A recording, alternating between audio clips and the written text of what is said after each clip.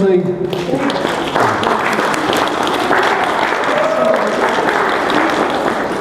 you, and thank you for inviting me to speak to you tonight. It was good to walk in the room, and I immediately saw Norma, who I haven't seen in years. Yes. So it's great to see her. And for those of you who don't know me, let me give you just a brief background. I've been working on mental health and substance abuse issues for a long, long time.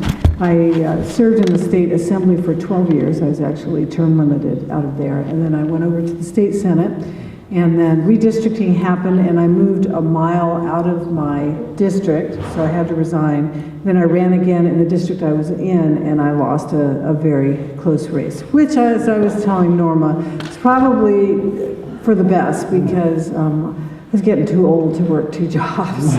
You know, in Nevada we have a part-time legislature, so I would take a 4-month leave of absence from my job and go to Carson City, but I've always worked full-time. People always say, well, what are you doing now? Well, I'm doing what I used to always do.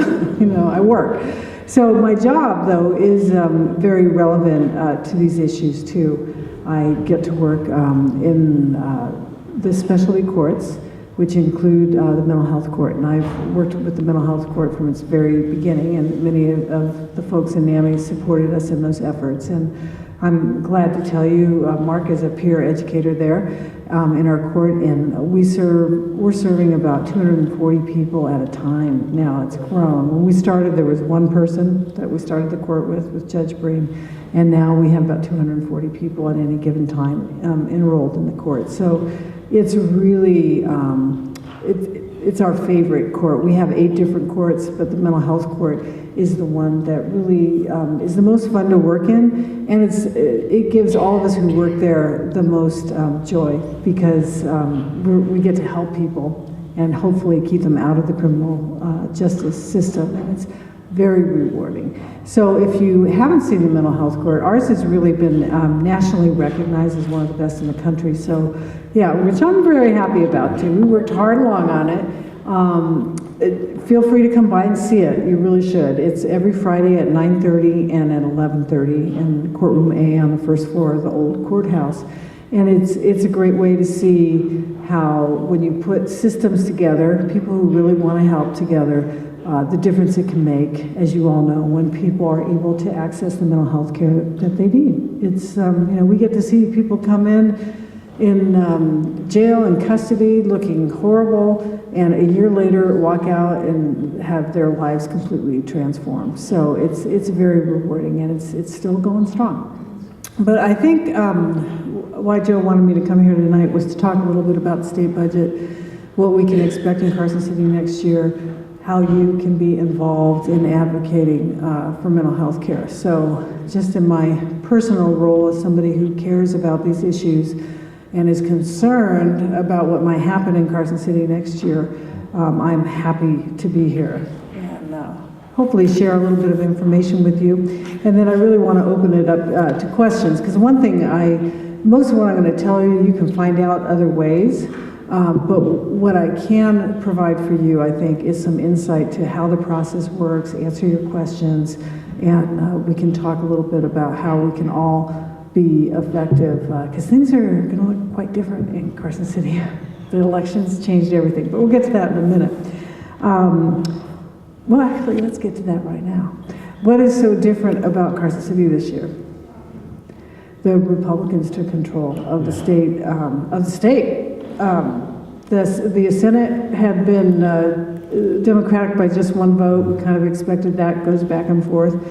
But what was totally unexpected was the sweep in the lower house in the Assembly, where the Democrats had been in charge since, I think, 1985 for a long time, and by a wide margin. So 10 seats were lost, and it changed hands. And nobody expected it. Not even the Republicans expected it. And and I would still say, even though you're taping me, are still unprepared for what's going to happen. It's a lot more work when you're in the majority, and no one there, no Republican in the building has ever chaired a committee. Because of term limits, all the old timers have gone, like me, Nobody has ever even chaired a committee because the Democrats have been in charge. They don't even know what that means. So it's very scary, I think, to a lot of people watching this, not because we're Democrats, but because the legislature is going to be in very inexperienced hands. And when you have a citizen legislature, I think it's good. I think it's good to take just normal people and serve their time. I really do believe in that. But the problem is if you only do it every once in a while, every 2 years for 4 months, it takes some time to learn how to do it and how to do it well. And with all this turnover and the different party in charge, it could be, no one knows what it's going to be like. It could be chaos. Or maybe they'll do a better job. I mean, nobody knows. But for our issues, that means we have to be extra vigilant this year and pay attention, because some of you have been going down there for years will probably know more about what's going on than they do. And the Republicans also swept all the constitutional offices. And so they're in charge of everything. That hasn't happened in our state since, I think, 1929. So, monumental change for this session. The session starts, I brought the calendar, it's only 120 days, and then it stops. And whatever hasn't been approved on the 120th day, that's it. It doesn't matter, unless the governor calls a special session. It's May, isn't it May? It starts on February 2nd. Oh, really? Yeah, first Monday in February. And it ends on June 1st. So those 4 months are critical for passing the budget for the next 2 years. Nevada passes a 2-year budget, which is really hard because things change, and there are ways to address the budget as it goes along, but they'll be working on a budget for the next 2 years. The new budget starts July of 2015, okay? So there are two major areas that in terms of mental health that come up. One are different kinds of bills. And who has been going to the coalition meetings? I know some of you have, you ladies have. Yeah, thank you for doing that. I'm not able to get away from court, so you may know more about what the coalition is prioritizing. You can speak to that. But there are different bills, like we needed a bill to create the mental health court. So that's different from the budget. That's a bill that either goes through or it doesn't. They did outpatient civil commitment, I think, last session. That was a bill. Didn't have any money with it, which was kind of a problem, but that's a bill. So there may be, and you may know, some specific bills that are out there related to mental health policy. Those bills are generally heard in a committee called Health and Human Services on both sides in the Senate. Remember that a bill to pass has to go to the Assembly or the Senate, wherever it starts, has to pass that house, has to go to the other house, and then it has to be signed by the governor to become law. So the bills we'll have to see as they emerge, once they get introduced, what they are, and I don't know if people are sponsoring anything really positive. I think we always have to watch out for the negative bills as well. But the big issue that NAMI has always been really involved in is the budget. And that's where, as Joe said, I was the vice chair of both Ways and Means and Senate Finance. And when the mental health budget was coming up, I would always give Joe and NAMI a heads up and say, okay, it's going to be on the stage. We need you guys to come down and testify. And Dawn has done it a million times. But that is so important for people to come and testify, because if nobody shows up, they think nobody cares. And it's much easier to cut budgets when people who are most affected by it are not in the room. So the budget hearings are really critical. Now, how does the budget process work? The state mental health agency has already submitted their budget to the governor. So there's an executive budget that the governor is preparing right now. Once he's done with that budget, it's not released. We won't know specifically what's in it until he gives the state of the state, which is always in mid-January. Then the two money committees start reviewing it, and at a very high level, then when the legislature opens, the two money committees, Ways and Means in the Assembly, Senate Finance in the Senate, they establish joint budget committees, and there's a subcommittee. I know you're not following this because it's crazy, but there's a subcommittee that reviews the mental health budget. And those subcommittee hearings are the most important for you to be at. And then there's a specific day, and we can find out that day. We will find it out when it's going to happen. Sometimes we don't have as much heads up, as much time as we'd like. And then it's important to go and support the budget, because if we don't have money in the state budget, we can't have psychologists, psychiatrists, medications. All those things are funded by the state budget in our state.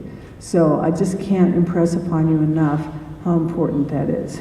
Well, when I was down there, it was really important to me. I always chaired that subcommittee, so I was able to get the inside information and get it out to you. Now, we don't have that anymore, unfortunately.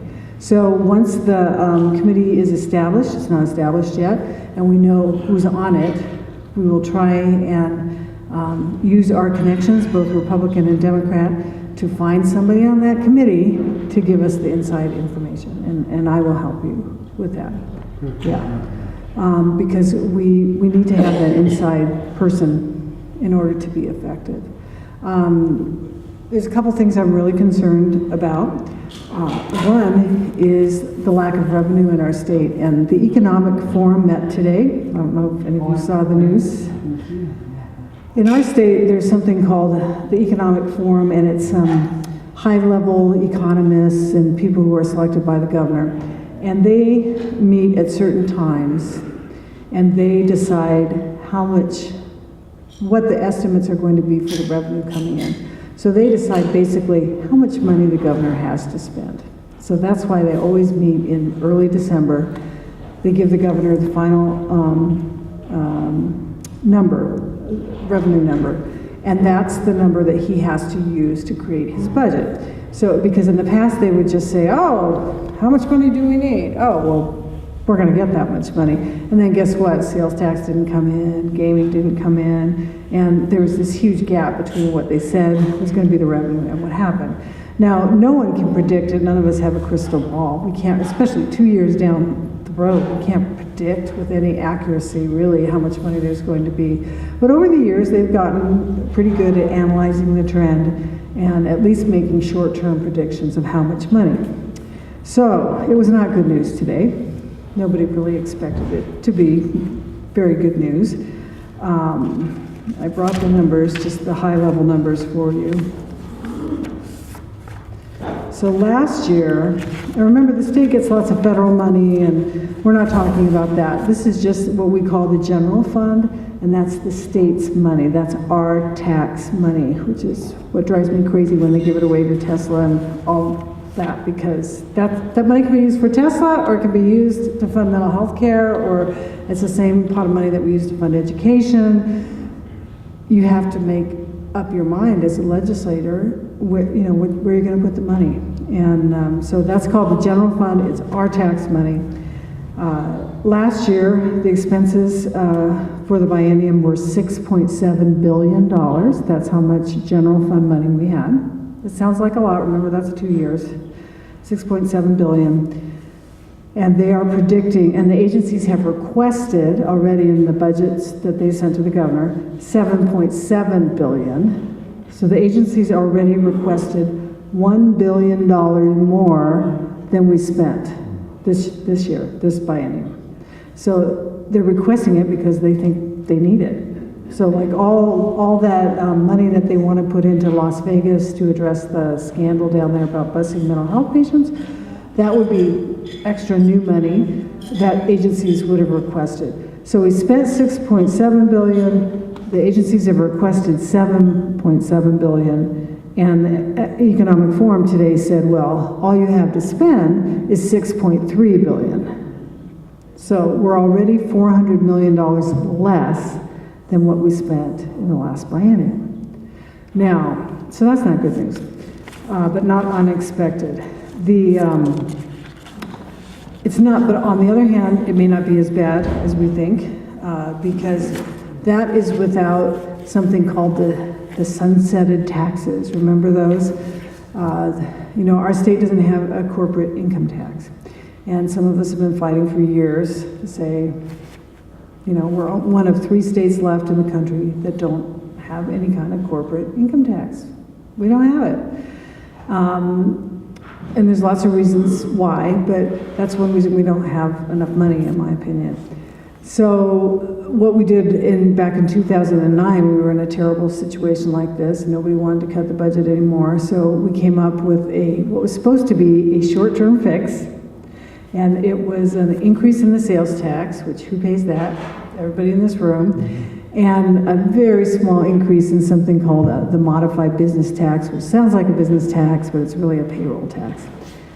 So in order to get that through to balance the budget that year, we had to agree to sunset them. So you hear that on TV all the time, the sunset. And what that means is they're supposed to go away. They're temporary. Right. So then in the next session, we needed them again. So we passed them again with the caveat, it's not permanent, it's temporary. So they expire. They're going to expire on June 30th. And so the Economic Forum says, well, the law says they're going to expire. So we can't put that into our revenue forecast. And so that's one reason we're $400 million in the hole already. Now, so the big question is, will the governor extend the sunset taxes or not?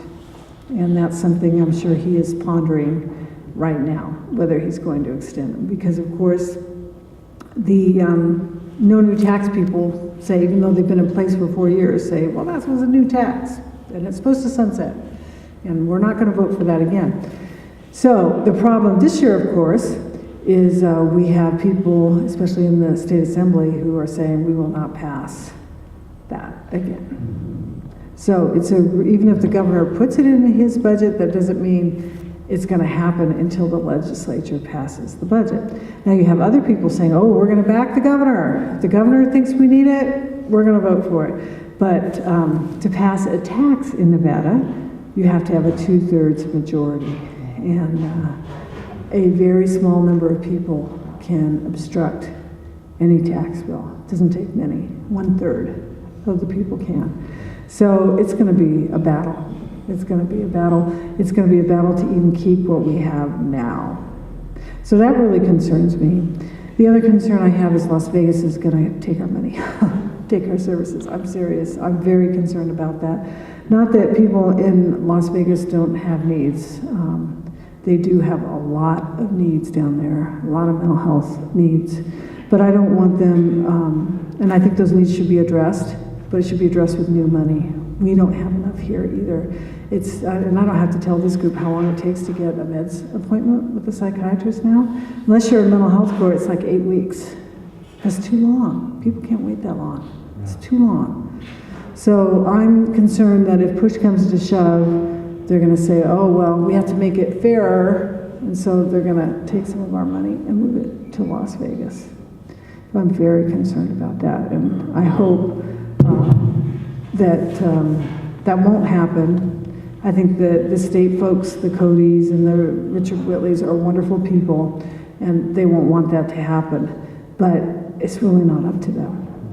You know, once the budget is delivered, it's up to the legislators. So, and there's this feeling in Las Vegas that the North has gotten way more than our fair share over the years, and to be honest, we probably have. But not in the mental health field, but you know, more than 2/3 of the legislators in our state live in Las Vegas.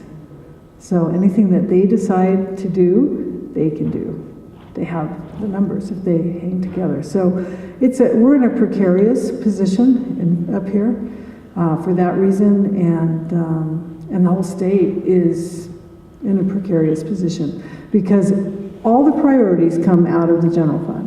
Whether it's education, and we're at the bottom of the barrel, we have the lowest per pupil funding in the country.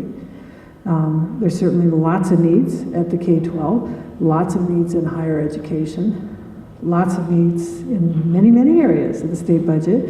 And then you have a lot of people who think taxes are too high, and we should cut taxes, which means less money. So yeah, cutting taxes sounds great to everybody until you realize that's the money that funds the programs that we want.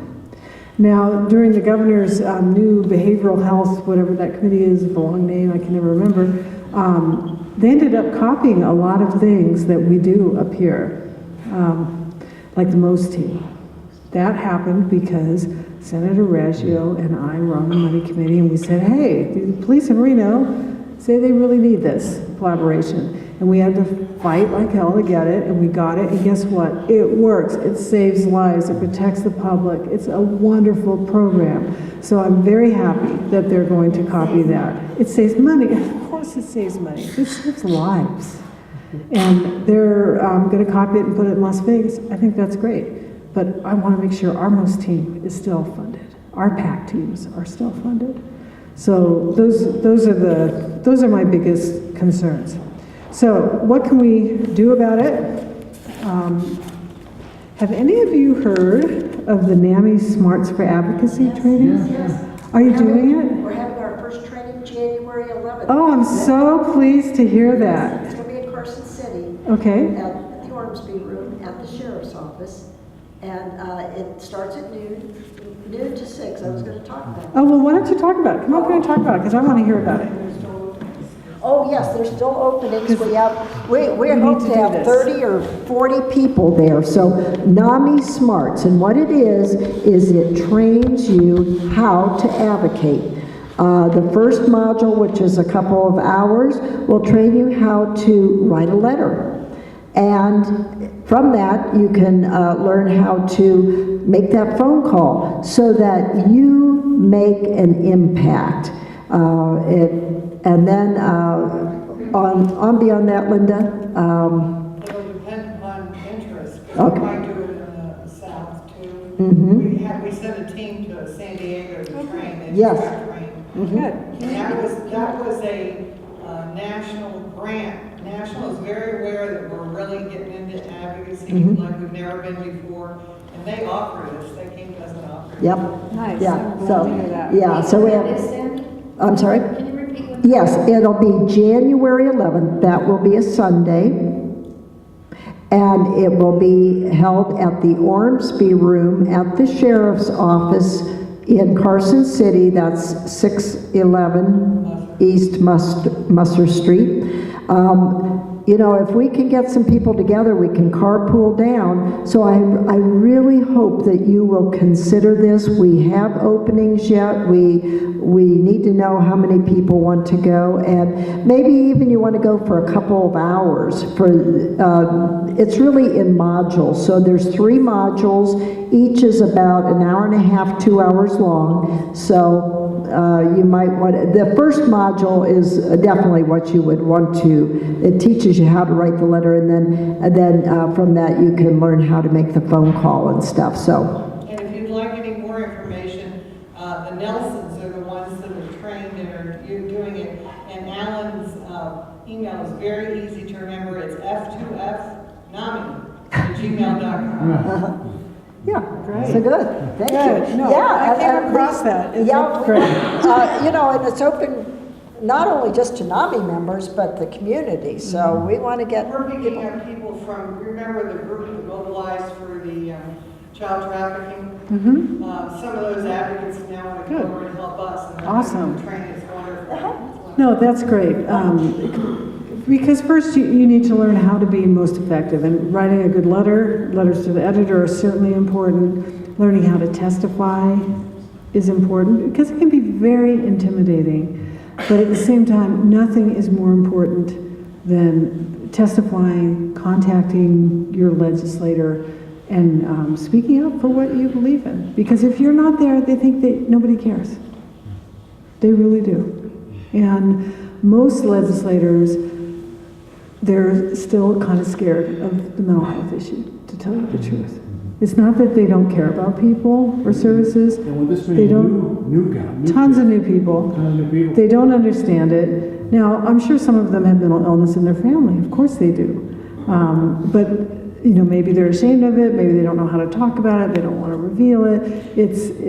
It's hard for, I know from experience, and since I left, I've been trying to get more legislators to pick up the role that I used to play, and it's really hard to get somebody to be a leader in mental health. So you have to be the leaders, and you have to convince legislators that this is important and tell them why. There's nothing more effective than having somebody, a family member or a mentally ill person, get up and talk about the services that are needed and what happened to their family. But you have to do it effectively, which means you can't talk for 10 minutes and go here. You have to be focused, do it at the right time, and it's not hard to learn, but you do have to learn the process. So I'm really pleased you're doing that. And in a previous meeting, I brought this up because I used to work at the Right. legislature.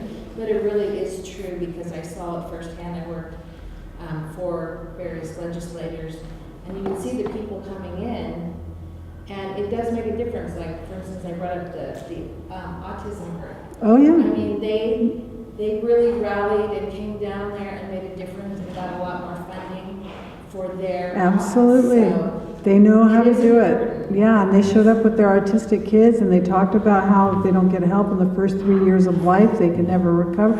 There are people crying in the bathroom, and legislators I'm talking about, that were so affected by that testimony. So, you don't want to be exploitive, but at the same time, they don't know your stories. They don't know this issue.